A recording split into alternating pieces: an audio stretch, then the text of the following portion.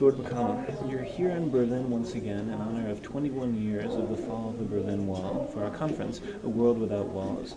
We're dealing this week with the topics peace building and reconciliation. How, as you reflect on the field of cultural diplomacy, do you see the need for cultural diplomacy? Is there a need for cultural diplomacy in today's interdependent world? And if there is a need, where is that need? Well, I think it's really good that this weekend we've focused on not just on cultural diplomacy between the old East and West of Europe, and not just between Europe and the Middle East or the whole issues around Afghanistan, Pakistan, that part of Asia. But we've also been looking at the relationship between the North and the South. And I think cultural diplomacy has got a fundamental role to play if we're trying to create a more equal and a more successful and a more secure world in this interdependent world in which we now live. We have to have a far greater understanding and celebration of the cultures of Latin America, of Africa, of Southeast Asia. These regions of the world are growing. They are going to be increasingly politically influential in the years to come. And the peoples in these regions are just as important as we are. And until we have a full understanding, I think, of their cultures, where they're coming from, and we celebrate that difference in a very positive way, then the kind of relationships that will help our world be more secure, but also much more successful and equal in the years to come will not be possible. So it sounds as if you're speaking about almost a new chapter in the evolution of cultural diplomacy. Cultural diplomacy of the past, as we know, was more about promoting Alliance Française, British Council, bringing these cultures abroad. It almost sounds like you're asking for the opposite, in the sense more of an exchange, more of a listening. Is that true, or how would you see the methods of cultural diplomacy adapting to the regions that you're speaking about? I think the old form of cultural diplomacy, almost sort of post-colonial cultural diplomacy, provided a bridge perhaps between the colonial times and the world that we live in today, and was also perhaps affected by the existence of the Cold War and the tensions that created and the interest that created around the world. We live in a very, very different world today, and we're going to live in a much more different world in the decades to come. And cultural diplomacy has to be as much about learning as it is about promoting, as much about listening as it is about talking. It has to be about understanding the rest of the world, not just promoting our values and our experiences, although that's important for our pride, for our identity, and for the contribution that we can make to the world, but it's about that understanding that there are other contributions out there, and they are equally as valid.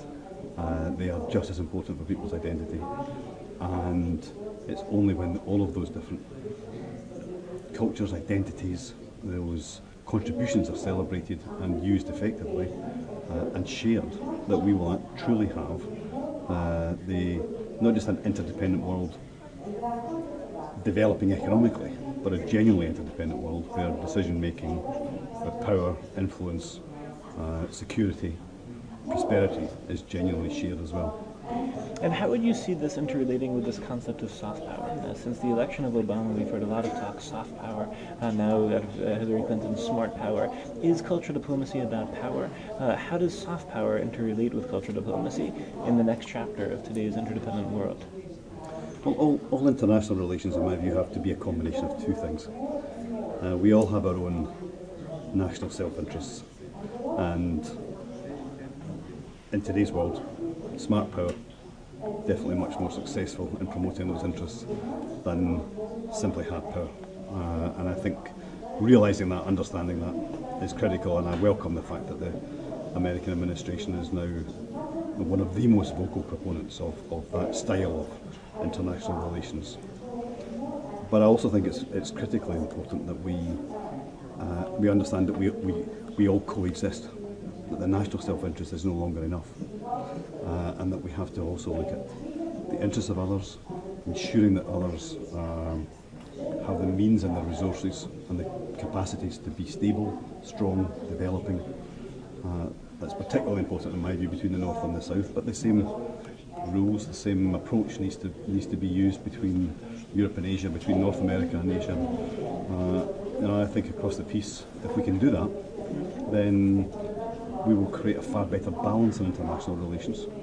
which will ultimately be in the self-interest of our children and grandchildren and great-grandchildren, because they will live in a safer world as a result. It's true. I think, in essence, the foreign policies of governments today need to be humble enough to recognize it's about relationships. We can't do it alone. If we have a chance of solving global climate change, terrorism, poverty, the only way is through cooperation, and therefore we need relationships based on trust. So I think, in terms of what you're saying, that seems to be the current realization. It's more about soft power. It's more about strengthening relationships.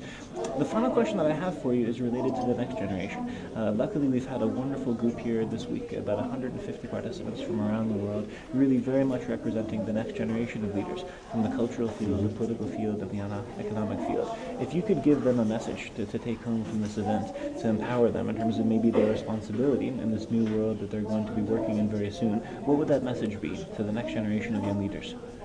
Well, the reason that I am here, and the reason I came back, having been here last year, the reason that I've joined the advisory board at ICD is because ICD is bringing together a truly multinational group of young people genuinely concerned in international relations, with a wide variety of opinions, a very wide variety of backgrounds and experiences, many in more than one country, and those young people will be the future of international relations, diplomacy, maybe even politics in the years to come. And I think that the kind of values, the openness to discussion and dialogue, the ability to listen as well as to contribute to these discussions that each of these young people have is going to be absolutely vital for their personal success, but more importantly for the world that we live in. And I enjoyed this week's event yet again because it's an opportunity to influence that thought, but also to learn something from them too, because they are